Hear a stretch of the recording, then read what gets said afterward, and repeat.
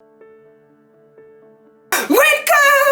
to la Beb Chanel. Applaudissez. Yes, la Beb Chanel partout. Donc partie 2. Partie 2, nous allons parler donc toujours d'un sujet, l'un des plus importants, j'ai envie de dire, c'est reconnaître l'appel de Dieu pour ma vie. En d'autres termes, pourquoi est-ce que je vis en fait? Pourquoi est-ce que je suis en voyage sur cette terre? Parce qu'on est tous ici sur cette terre et nous avons tous quelque chose à laisser ici-bas avant de repartir.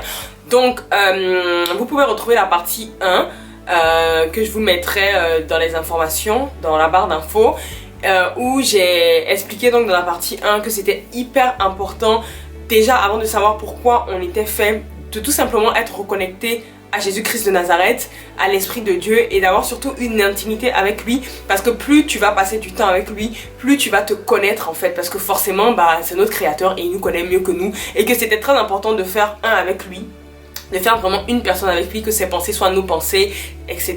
pour pouvoir savoir pourquoi est-ce que je suis faite, et après ça coule de source. Donc concrètement aujourd'hui dans cette vidéo, dans la partout, on va aller dans le concret en fait. Concret, comment en fait, avec des exemples et autres, comment en fait reconnaître ce pourquoi je suis faite ou fait. Avant toute chose, bien évidemment, je t'invite d'abord à t'abonner à ma chaîne. Donc vas-y, je t'attends, abonne-toi. Abonne-toi parce que tous les jours tu viens ici, tu t'abonnes pas. Clique, clique, clique, je te laisse quelques secondes. Quand tu as fini de cliquer, tu me dis ok, c'est bon, on peut y aller. Ensuite, je t'invite aussi à me suivre sur mes différents réseaux sociaux, donc surtout Instagram, donc sur mes deux comptes, la Babs Citation et la Babs. La Babs Citation, c'est beaucoup plus d'exhortation par rapport à la foi, et la Babs, c'est plus mes activités de mannequin, etc. Mais je parle aussi de foi là-bas, because Jesus is my first love. En vrai, je parle de lui partout. Bref, donc maintenant, entrons dans le vif du sujet. Donc concrètement, comment est-ce que je peux savoir pourquoi est-ce que je suis faite? Donc quand j'ai fini donc de me retrouver, quand j'ai réussi à établir une intimité avec le Seigneur, ok, comment est-ce que je sais pourquoi est-ce que je suis faite? Déjà, comme je l'ai dit dans la vidéo précédente, si tu passes du temps avec le Seigneur, donc forcément en fait tu vas connaître, tu vas forcément naturellement repérer tes dons et tes talents. Souvent même, tu n'as même pas besoin d'être chrétien en fait, tu as un don, tu as un talent, c'est évident en fait. Mais pourquoi en fait certains ont un don pour la danse, certains ont un don pour le chant, certains ont un don pour bien s'exprimer, etc. Et d'autres n'ont pas ce don. Pourquoi il y a diversité de dons? Parce qu'on a tous une mission différente à laisser ici-bas. En premier, donc voilà, quels sont tes dons et tes talents? Est-ce que c'est chanter? Est-ce que c'est danser? Et souvent en fait quand on parle de dons et de talents, on pense tout le temps à ce genre de dons et de talents, c'est-à-dire chanter, danser, je sais pas moi, savoir préparer, etc. Mais c'est tellement plus en fait. Un don, un talent, ça peut être par exemple d'avoir un beau visage. Ça peut être tout simplement de savoir écouter les gens. C'est-à-dire que quand les gens viennent se confier à vous, ils se sentent à l'aise en fait. Ça peut être d'avoir un grand cœur. Par exemple, moi par exemple, je sais que j'ai le don, j'ai le talent d'être photogénique. J'ai le talent par exemple d'avoir un joli visage. En fait, ça semble anodin pour d'autres personnes. Ce n'est pas de la prétention, mais c'est juste qu'il faut être conscient de ce qu'on a. Il y en a d'autres qui vont avoir un cœur tout simplement énorme en fait. Qui ont la compassion pour les autres, qui ont la compassion pour les âmes d'un niveau extrême. En fait, c'est pas en vain que vous avez cette compassion, c'est parce que Dieu veut utiliser ça pour faire quelque chose pour son royaume, pour lui. Donc par exemple, moi j'ai repéré que j'étais photogénique. Je me suis posé la question à un moment, plus j'avançais avec le Seigneur, ok, c'est pas tout le monde qui est photogénique, c'est pas tout le monde qui a cette faculté de passer à l'image. Pourquoi moi est-ce que je le suis? Et c'est au fur et à mesure le Seigneur il commençait à me parler, à me dire je t'ai pas mis ça en vain. Si toi tu es photogénique, et ça n'a rien à voir avec une question de physique, hein. C'est-à-dire il y a des filles en vrai qui sont peut-être pas pour la société jolies, mais tu les mets à l'image et waouh, elles sont magnifiques à l'image. Et il y en a d'autres par exemple pour la société où les gens vont les trouver très jolies et à l'image qui dégagent pas. Ça c'est une question de capter la lumière. Donc pourquoi est-ce que tu captes la lumière? Bah oui, parce que je veux t'utiliser là. Donc en fait j'ai compris que voilà, je devais utiliser ce don de photogénie. Pourquoi est-ce que je suis à l'aise aussi derrière la caméra, que ce soit pour poser ou que ce soit pour vous parler comme je suis en train de le faire là, c'est des dons que le Seigneur a mis en moi, que je dois exploiter pour son royaume. Pourquoi est-ce que tu parles facilement? Voilà, je t'ai pas donné cette faculté de parler facilement pour que tu te taises, pour que tu dises n'importe quoi. Non, parle, utilise ma parole et sauve les âmes. Donc en fait c'est comme ça que moi par exemple au travers mes dons et mes talents, et jusqu'à aujourd'hui je continue de découvrir des dons et des talents parce que je suis convaincue que le Seigneur est tellement bon et qu'il ne veut pas qu'on s'ennuie, et qu'en fonction des différentes saisons de nos vies il va nous révéler encore d'autres dons, d'autres talents qui sont peut-être enfouis en nous et qui va ressortir au moment où il faudra, où il aura besoin de ça, où il aura besoin de les utiliser en fait. Et donc voilà, donc quel est le vôtre? Qu'est-ce que tu sais faire dans ta vie? Ne néglige pas en fait quelque chose qui pour toi en fait est inutile, qui ne veut rien dire à tes yeux, mais pour Dieu c'est énorme. Quelque chose qui pour toi en fait pour les hommes ça veut rien dire, c'est énorme. Tu sais dessiner, tu sais écouter, je ne sais pas, le talent le plus ridicule à tes yeux, utilise-le. Parce que avec le Seigneur là c'est jamais ridicule. Qu'est-ce que aussi quand tu fais en fait, on va dire naturellement ça porte du fruit. C'est-à-dire que tu te rends compte en fait que ça aide par exemple les autres, ou bien qu'il y a des bons retours en fait. Souvent en fait c'est quelque chose que le Seigneur a mis en nous qu'il faut exploiter. Deuxième point en plus des talents, que raconte ton histoire? Qu'est-ce que ton histoire elle raconte? Tu sais, dans la vie, on ne vit pas certaines épreuves pour rien. C'est-à-dire, quels sont tes... Tu ne vis pas des échecs. Tu ne vis pas, par exemple, des histoires douloureuses pour rien, en fait. Que raconte ton histoire? Par exemple, je vais prendre un exemple pratique simple. Une jeune femme qui s'est fait violer et qui a survécu de ce viol et qui a été restaurée par la grâce de Dieu. C'est-à-dire, aujourd'hui, qui n'en veut vraiment plus, par exemple, aux personnes qui l'ont violée, à la personne qui l'a violée, etc. Qui a été restaurée, qui a tout simplement triomphé, en fait, de ce viol. Et aujourd'hui, on va dire que quelque part, ce viol, même si c'était horrible, est devenu sa plus grande force. Mais en fait, ça parle d'elle et, par exemple, ce triomphe qu'elle a eu en fait de ce viol, qui n'a pas réussi à l'assommer, Dieu va utiliser cette jeune femme pour aider d'autres femmes qui vivent les mêmes choses dans la restauration en fait d'abus sexuels qu'elles ont pu vivre. C'est un appel. Donc c'est pour vous montrer que des fois en fait on vit des choses qui sont horribles en fait, et on ne comprend pas pourquoi souvent Dieu permet qu'on vive ces choses. Mais le Seigneur, comme je dis, il n'est pas à l'origine du mal, il n'est pas à l'origine du malheur. Il ne nous éprouve pas tant que ça. En fait, on dit souvent le Seigneur éprouve, mais je pense pas que le Seigneur... En fait, le Seigneur veut qu'on vive bien, il veut qu'on jouisse de notre vie. Il permet en tout cas qu'on va dire que le diable nous attaque pour au final se glorifier au travers ces épreuves en fait. Parce qu'on n'est jamais tenté au-dessus de nos moyens. Donc peu importe la catastrophe que tu as vécue, peu importe quelque chose qui est horrible, si aujourd'hui tu es là, tu es vivant, tu es vivante, sache que le Seigneur n'en a pas fini avec toi et que cette histoire que tu as vécue et que tu as triomphé, tu n'es pas mort et que tu es là. Le Seigneur, il veut te guérir de ça et en fait te montrer, te restaurer et montrer que cette histoire que tu as vécue qui était horrible, je vais utiliser cette histoire pour que tu puisses aider demain d'autres femmes en fait, ou d'autres hommes, ou j'en sais rien, à triompher également de ça. Par exemple, moi qui suis devant vous, je n'ai qu'un bac professionnel vente. Pendant longtemps en fait j'étais complexée de ça, sans vous mentir. Je ne disais même pas, avant que j'arrive bien à Christ, je mentais même quand on me demandait quels sont tes diplômes et tout. Je disais que j'avais eu ce BTS communication que je n'ai pas eu. Aujourd'hui je le dis fièrement, je n'ai qu'un bac professionnel vente et je n'ai pas mon BTS communication, j'ai échoué. Et en fait je me suis rendu compte que mon témoignage, en fait mon parcours scolaire raconte une histoire. C'est à dire qu'aujourd'hui je peux me tenir devant vous justement et faire cette vidéo pour dire que oui, certes je n'ai pas eu mon diplôme, mais aujourd'hui je sais qui je suis en Christ et je sais ce à quoi le Seigneur m'appelle, et je suis un témoignage dans le sens où je montre que oui, les diplômes c'est très important. Ici je ne suis pas en train de dire qu'il ne faut pas avoir de diplôme, c'est très important, mais en fonction du profil de la personne, certaines personnes auront besoin que d'un bac et auront tout simplement besoin de développer les dons et les talents que le Seigneur a mis en eux. Et il y a d'autres personnes qui auront besoin tout simplement de rester dans un parcours académique. Et c'est parce que justement j'ai vécu tout ça, que j'ai échoué au BTS, que je me cherchais pendant longtemps, qu'aujourd'hui je suis quelque part ce témoignage et que je peux aider certaines femmes. Et que Dieu attire à moi, m'envoie ces femmes qui ont plus ou moins le même parcours. Je me rends compte que Dieu m'envoie ce genre de personnes, de profils, de personnes qui sont perdues, qui se cherchent dans les études depuis, mais au fond d'eux, qui a une voix qui brûle comme moi, ma voix brûlait, qui disait lance-toi dans ceci, dans cela. Et c'est là où j'ai compris que mon histoire, enfin tout ce que j'ai vécu, ça raconte une histoire pour justement aider d'autres personnes à se trouver, à se restaurer, et que quelque part j'étais faite pour ça et je rends gloire à Dieu d'être passée par là. Donc que raconte ton histoire? Que disent tes échecs, tes réussites, tes douleurs, tes peines? Note-les parce que quelque part c'est toi et tu vas aider d'autres personnes dans le positif. Troisième point, quels sont tes fardeaux? Quels sont les fardeaux de ton cœur? Qu'est-ce qui dans ce monde, les causes que tu as envie de voir changer en fait, que tu ne supportes pas? Est-ce que c'est les femmes battues? Est-ce que c'est les enfants défavorisés? Est-ce que c'est les enfants soldats? Est-ce que c'est les orphelins? Est-ce que c'est les SDF? Qu'est-ce que c'est? Il y a tout et rien. Quelle cause? Par exemple, moi, il y a une cause qui me tient tellement à cœur, qui est pas commune, on va dire, c'est par exemple les personnes métissées en fait, la diversité, mais surtout les personnes métissées issues d'un parent blanc et noir, parce que les gens ne s'en rendent pas compte, mais on subit beaucoup de clichés, beaucoup de stéréotypes, beaucoup de discrimination en raison de ce métissage, surtout moi qui ai la double culture, c'est-à-dire je suis née en Côte d'Ivoire, j'ai grandi là-bas, mais j'ai toujours baigné dans cette diversité, école française en Afrique, à la maison il y avait un plat français, ivoirien, enfin bref, je représente vraiment la mixité. Je me suis jamais revendiquée comme blanche ou noire, mais vraiment métisse à part entière, les deux. Et quelque part, en fait, j'ai toujours assumé ce métissage-là. Et je me suis rendu compte que tout le monde ne l'assume pas, en fait, de cette manière. Je me suis rendu compte qu'on souffrait beaucoup de clichés. Ici, tu es noire, là-bas, tu es blanche. Là-bas, il y a des clichés comme quoi les métisses en Afrique, quand c'est une fille, c'est une prostituée. Quand c'est un homme, c'est un drogué. En fait, il y a tellement de clichés autour de nous et ça génère, en fait c'est très profond et ça génère des réelles crises d'identité chez beaucoup de métis en fait. Et même les parents en fait qui ont des enfants métis donc blancs et noirs, on se stresse à se dire comment est-ce que je vais faire pour que mon enfant en fait soit fier de ce qu'il est sans qu'il vive cette crise identitaire, sans qu'il choisisse son camp quelque part. Et en fait, moi ça m'a tout le temps porté et je me suis rendu compte que quand j'en parlais autour de moi, quand je parlais à des proches et tout, ils ne comprenaient pas pourquoi j'avais ce fardeau et pourquoi en fait ça me prenait par les tripes. Et en gros, quand j'avais pas le Seigneur, je pouvais me mettre en colère.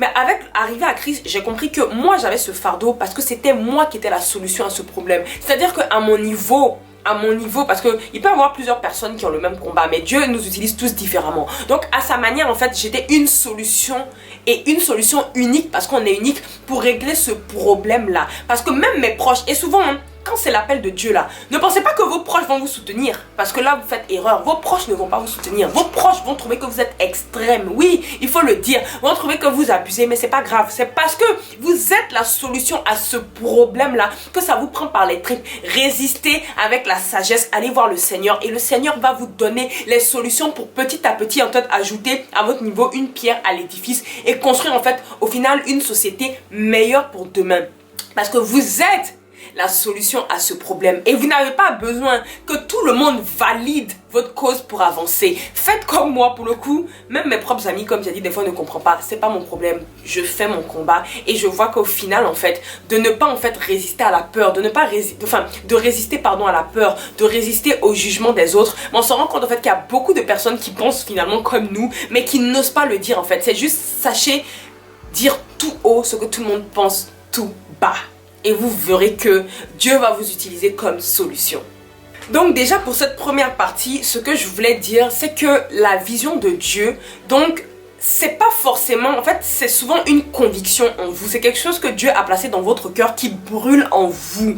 C'est pas, souvent en fait j'entends dans l'église où les gens pensent que pour reconnaître la vision de Dieu, c'est forcément en fait un ange qui va leur tomber du ciel, ou c'est forcément une révélation particulière, parce que certains pensent qu'en fait que ça va être comme pour Marie en fait, genre Marie quand l'ange est venu la voir et lui dire qu'elle allait enfanter donc Jésus le Messie, et que en gros elle allait tomber enceinte alors qu'elle était vierge. Tout le monde pense qu'en fait que de manière surnaturelle dont l'ange est venu lui révéler son appel, bah c'est comme ça pour tout le monde. Non, bien sûr qu'il y a certaines personnes même de nos jours, hein, comme je dis, où il y a vraiment en fait des révélations surnaturelles, c'est-à-dire dans l'esprit, genre ils peuvent avoir une vision ouverte ou bien en songe, le Seigneur va dire ok vous faites ci, gloire à Dieu, c'est magnifique. Mais pas forcément. Même souvent dans la plupart des cas, c'est souvent tout simplement une conviction qui brûle dans votre cœur. C'est un projet qui est né dans votre esprit, mais vous n'avez pas forcément vu, vous n'avez pas vu un ange qui est tombé, mais on dit que, comme je vous ai dit, si vous faites un avec le Seigneur, ses pensées sont vos pensées, donc à partir du moment où ses pensées sont vos pensées, bah cette vision que vous avez en vous, il est fort probable qu'elle soit de Dieu, bien sûr à reconfirmer dans la prière en fait. C'est important de reconfirmer dans la prière. Et aussi un énorme disclaimer que je mets ici, la vision de Dieu est forcément en accord avec sa parole. Bien sûr que si vous avez par exemple un projet qui brûle en vous de faire un réseau de prostitution ou bien d'être dealer de drogue, on est d'accord là que il y a de fortes chances et que même toutes les chances sont que ce projet vient des ténèbres et non pas de la lumière qui est de Dieu. Donc bon, je pense que c'est normal, mais je préfère le dire quand même, que voilà, la vision de Dieu qui brûle en vous doit être en accord avec les Écritures. Sinon, c'est pas de Dieu. Non, c'était important, on sait jamais sur internet ici là. Ce qui nous envoie donc à l'autre point où on va parler concrètement, pratiquement, quel est le but d'une vision de Dieu. Donc, comme je vous ai dit, c'est hyper important qu'elles soient en accord avec les Écritures. Pourquoi? Parce qu'il faut comprendre que ce soit dans le monde séculier ou dans le ministère, une vision de Dieu a pour but de gagner les âmes à Christ. Parce que souvent j'entends de frères et sœurs qui disent que c'est pas à nous de le faire, que c'est seulement les pasteurs qui peuvent le faire, parce qu'en gros c'est ceux on va dire qui sont appelés dans le ministère, donc les 5 ministères, donc il y a l'apôtre, il y a le pasteur, il y a l'enseignant, il y a l'évangéliste, il y a le prophète. Donc tout le monde, les gens pensent que c'est que eux qui sont qualifiés en fait de parler de Dieu, de prôner le nom de Dieu. Mais non, à partir du moment où tu es né de nouveau, le Seigneur il nous a laissé un commandement que je vous invite tout de suite à prendre dans votre Bible. Matthieu 28, 19, allez faites de toutes les nations des disciples, les baptisant au nom du Père, du Fils et du Saint-Esprit. Ça c'est un commandement, c'est pour tout le monde en fait. Tu n'as pas besoin d'être pasteur pour ça. Tu peux être tout simplement la simple femme au foyer et c'est ton commandement. C'est-à-dire que tu sois appelé dans le monde séculier ou pas, tu dois faire des disciples. Après, si tu es appelé dans le monde séculier, ça ne veut pas dire que ouvertement tu vas venir en fonction de ta cible. En fait, tu vas venir prôner le nom de Jésus ouvertement. Comme je l'ai dit souvent, en fonction de ta cible, le Seigneur va te guider, va te diriger. Il va te dire parfois ouvertement, parle de moi. Dis mon nom en fait tout simplement. Et il y a d'autres cas où au travers tes actions, au travers ta manière de gérer ton équipe, au travers tout simplement les actes que tu poses de par ton projet, ton entreprise, on saura, en fait c'est les valeurs de Dieu que tu es en train de faire, c'est le royaume de Dieu que tu es en train de faire descendre sur cette terre en fait. Donc en vrai, là c'est pour ça que je disais, c'est dans ton intimité avec le Seigneur que tu sauras tout ça et tu sauras si le Seigneur t'appelle dans les 5 ministères ou pas, que ou s'il te demande comme là je suis en train de le faire, de prôner ouvertement son nom, ou simplement il te demande de ne pas prôner son nom ouvertement, mais que en gros en fonction des valeurs, on sait que c'est le royaume de Dieu que tu es en train d'envoyer. Mais bien évidemment, en général, quand tu es chrétien, tu le dis. Tu le dis, même si tu le cries pas partout, on le sait, ça se reconnaît, la lumière se reconnaît. Donc voilà, ça c'est déjà le premier but d'une vision chrétienne, c'est de gagner les âmes à Christ par ton projet, par ce que tu fais. Deuxième point, c'est de faire venir le règne du Seigneur sur terre. Dans la prière du Notre Père, il le dit en fait, il le dit, Notre Père qui est dans les cieux, que ton nom soit sanctifié, que ta volonté soit faite sur la terre comme au ciel, que ton règne vienne, il le dit, que ton règne vienne. Et comme je vous ai dit dans la première vidéo, le règne du Seigneur, il vient à partir du moment où chaque personne individuellement décide de changer. Si tu ne décides pas de changer, en fait le monde ne peut pas changer, parce que pour que la société change, c'est chaque personne individuellement qui doit accepter d'être transformée, d'être renouvelée.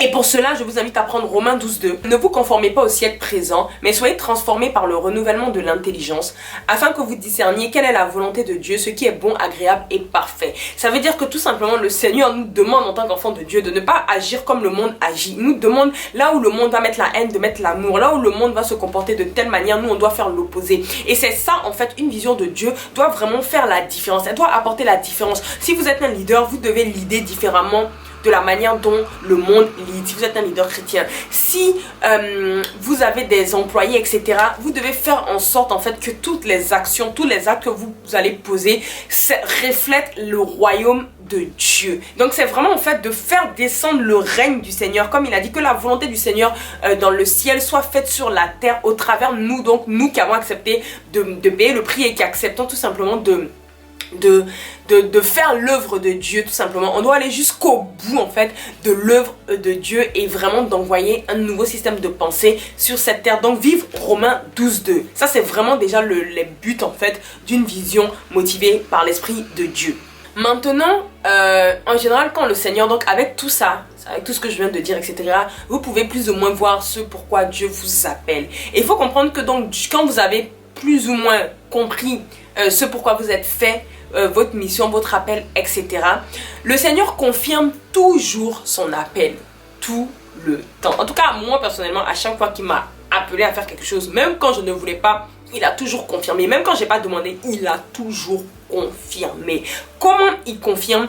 Il confirme tout simplement, par exemple, dans la bouche des gens, de votre entourage. Vous ne leur en avez pas parlé, mais il y a des confirmations. Par exemple, moi, quand il m'a donné la vision de mon association AICA, la vision elle est d'abord née dans mon esprit. C'est là où j'insiste vraiment, parce que certains pensent qu'en fait c'est forcément les autres qui vont dire ah le Seigneur m'a dit ça pour toi. Je dis pas que c'est pas possible, mais en général quand même il faut que cette chose là brûle d'abord en vous. Et du coup moi j'avais déjà eu la vision en moi, elle brûlait en moi par rapport à Ika et tout, et le Seigneur il a reconfirmé, il a confirmé peut-être une semaine après au travers de mon pasteur au culte à l'époque, je n'étais pas encore bien à Christ, mais j'allais au culte et tout. Il a confirmé, c'était en Afrique du Sud, je me rappelle. C'est-à-dire que je suis allée à l'église, le sujet c'était sur l'entrepreneuriat, lance-toi, t'as ce projet. Bref, j'ai fait que pleurer, il confirmait. Après, le Seigneur, il peut confirmer aussi au travers, comme j'ai dit, tout simplement vos proches. C'est pas forcément que ce soit des chrétiens. Moi, c'était un pasteur, mais ça peut être tout simplement des païens. Parce qu'au-delà de ça, dans plein d'autres actions que le Seigneur m'a demandé de faire, par exemple, quand le Seigneur m'a dit rentre en France, moi j'avais reçu qu'il fallait que je rentre en France, il a confirmé par mon père qui jusqu'à aujourd'hui n'est pas chrétien. Il a confirmé pour dire par mon père et par d'autres personnes. Donc il passe par qui il veut, mais il faut que vous ayez d'abord cette paix du cœur et cette conviction que le Seigneur vous a bien appelé à faire X ou Y en fait. Pour pas écouter comme ça. Il peut aussi dans certains cas confirmer par des songes et des visions, ou ça peut être aussi, comme j'ai dit, un songe et une vision parce que c'est biblique. Et pour cela je vous invite à prendre Actes 2:17. Dans les derniers jours, dit Dieu, je répandrai de mon esprit sur toute chair. Vos fils et vos filles prophétiseront, vos jeunes gens auront des visions et vos vieillards auront des songes. Donc pour montrer qu'en fait dans les derniers jours, le Seigneur a dit qu'il va beaucoup nous parler, il va beaucoup nous parler au travers les songes, au travers les visions, etc. Parfois le Seigneur peut confirmer quelque chose qui vous a mis à cœur par un songe, par une vision aussi. C'est possible. Enfin, pour terminer, ça peut être aussi par prophétie. Et là, je mets un énorme disclaimer. Que la prophétie doit confirmer ce que vous avez reçu en fait. Elle doit confirmer, parce qu'il y a des personnes qui du jour au lendemain en fait qui ont reçu une prophétie peut-être d'un pasteur ou qui ont reçu une prophétie de X ou Y personne et qui ont décidé du jour au lendemain de tout quitter pour suivre cette prophétie alors qu'ils n'avaient même pas la conviction dans leur cœur. C'est une très grave erreur parce que la prophétie normalement elle vient confirmer ce que le Seigneur vous a déjà mis à cœur. Par exemple, moi j'ai reçu des prophéties par rapport à Aïka, j'ai reçu des prophéties par rapport à d'autres projets qui sortiront au moment voulu, qui pour l'instant se préparent dans l'ombre, qui ne sont pas encore publics. J'ai reçu plein de prophéties sur plein de projets où le Seigneur m'appelle en fait à œuvrer pour lui. Mais ces prophéties ont toujours confirmé ce que le Seigneur m'avait déjà dit. Ces prophéties ont toujours confirmé ce qu'il m'avait mis à cœur. C'est pas quelqu'un qui s'est levé comme ça et qui est venu me dire: ah Cindy, voilà, Aïka va faire ci demain, voilà, tu vas faire ça demain. Non. C'était quelque chose que j'étais en train de travailler dessus et la prophétie est venue confirmer ça. Et là en fait ça vient réellement de Dieu parce que c'est quelque chose que j'avais déjà à cœur. Mais c'est pas quelqu'un qui s'est levé comme ça pour venir. Non, je me rappelle que pour Aïka par exemple, avant que ça sorte et autres, j'avais eu une prophétie de mon tuteur. Il me connaissait même pas à peine. Il m'a regardé dans le culte, il est venu me voir à la fin et il a commencé à me prophétiser plein de trucs qui ne sont même pas encore arrivés dans l'association parce que là on vit des temps difficiles. Et je sais que la prophétie arrive tôt ou tard. Et j'ai commencé à pleurer. J'ai commencé à pleurer naturellement parce que déjà je ressentais la présence de Dieu et parce que ça confirmait en fait clairement que j'étais vraiment dans la volonté de Dieu et que ce projet n'était pas encore sorti mais il était en train d'être fait, etc. Donc ça venait confirmer. C'était pas comme s'il sortait de nulle part pour venir me dire que voilà, j'ai eu ça de toi alors que je travaillais pas dessus. J'allais me méfier, ou en tout cas je dis pas que c'est mauvais, mais en tout cas j'allais aller prier pour demander au Seigneur: ok, tel frère a parlé sur ça, qu'est-ce que toi tu en dis? Et j'allais attendre d'avoir personnellement la conviction, parce que des fois vous pouvez avoir une prophétie avant que vous vous lancez dans le projet, hein, ça peut arriver, mais je vous encourage vraiment à aller prier, à aller rechercher la voix du Seigneur, que le Seigneur confirme, parce qu'on a tellement vu de cas de personnes qui du jour au lendemain en fait ont tout quitté par prophétie alors que le Seigneur n'avait rien mis dans leur cœur et après qu'on regrettait. Finalement le Seigneur a dit: mais est-ce que moi je t'ai dit de partir? Donc on a perdu plus de temps qu'autre chose. Donc c'est très important. La prophétie vient juste confirmer ce que le Seigneur vous a déjà donné, mais on ne décide pas tout sur une prophétie. Non, il faut être sage en vrai. Et bien sûr le dernier signe, j'ai envie de dire, qui confirme, c'est qu'en général Dieu confirme toujours par sa parole, comme je dis, par sa parole. Donc par sa parole, que ce soit au travers un prêche, que ce soit au travers un verset qu'il va vous donner. En tout cas moi je sais qu'il a toujours confirmé dans tout ce que je fais par sa parole, tout le temps. Et là vous pouvez être sûr que vous êtes dans la volonté de Dieu parce que sa parole c'est lui-même. Bref, tout ça pour conclure, pour vous dire que mes petits conseils que j'aimerais vous donner, c'est déjà, il faut noter votre vision. La parole nous dit, et je vous invite à prendre: l'Éternel m'adressa la parole et il dit: écris la prophétie, grave-la sur des tables afin qu'on la lise couramment. Donc en fait le Seigneur, même là voilà, on parle de prophétie parce qu'en vrai quand Dieu nous donne des visions c'est même déjà une prophétie, car c'est une prophétie dont le temps est déjà fixé, elle marche vers son terme et elle ne mentira pas. Si elle tarde, attends-la car elle s'accomplira certainement. Donc déjà ça c'est vraiment mes conseils, c'est vraiment noter tout ce que vous avez de Dieu. Conclusion, plus tu passes du temps avec le Seigneur, plus tu reconnaîtras sa voix, plus tu sauras ce qu'il veut que tu fasses, ce que il veut pas, et plus tu auras en fait tout simplement une conviction en fait quand il t'appelle à faire quelque chose. Tu auras la paix ou tu n'auras pas la paix, c'est Dieu qui est en train de te parler. Ensuite, pour terminer, ce que j'aimerais dire, c'est que souvent aussi, en fait, c'est mon cas, dans le sens où on peut être un nouveau-né, on vient d'arriver dans la foi et le Seigneur peut, et ne pas en fait être mature spirituellement, et le Seigneur peut déjà nous révéler ses projets. Ça a été mon cas. C'est-à-dire que moi en fait, j'ai mis, comme j'ai eu à expliquer dans mes vidéos sur mon témoignage, je suis arrivée à Christ en 2016, pendant 2 ans j'étais un pied dans le monde, un pied dans le royaume.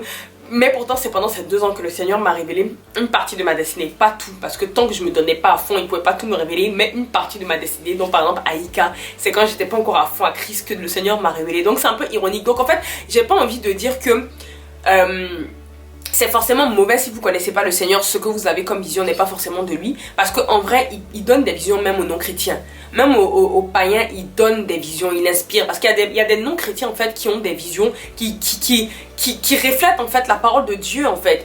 Donc je peux pas dire que ça vient pas forcément de Dieu, donc il faut pas négliger ces visions là. Mais bien évidemment mon conseil serait que cherchez vraiment le Seigneur de tout votre cœur, parce que vous irez à une autre dimension avec le Seigneur. Et je suis la preuve vivante où j'ai commencé à Ika, un pied dans le monde, un pied dans le royaume. Le Seigneur était là, il n'y a pas de problème, mais pas à fond. Et j'ai vu après tout ce qu'il m'a demandé de faire, de payer le prix, d'arrêter, etc. pour qu'il forme vraiment les bases pour revenir plus forte que jamais. Bref, donc tout ça pour dire que écrivez la vision, cherchez le Seigneur de tout votre cœur, et ses pensées seront vos pensées, ses projets seront vos projets. Et puis faites la différence dans ce monde, faites des gens, des nations, des disciples, et puis que son règne vienne tout simplement ou bien. Donc voilà les gens, j'ai fini pour cette vidéo, j'espère qu'elle vous a plu, qu'elle vous aidera. Et on se retrouve très bientôt pour une autre vidéo. Bisous, moi.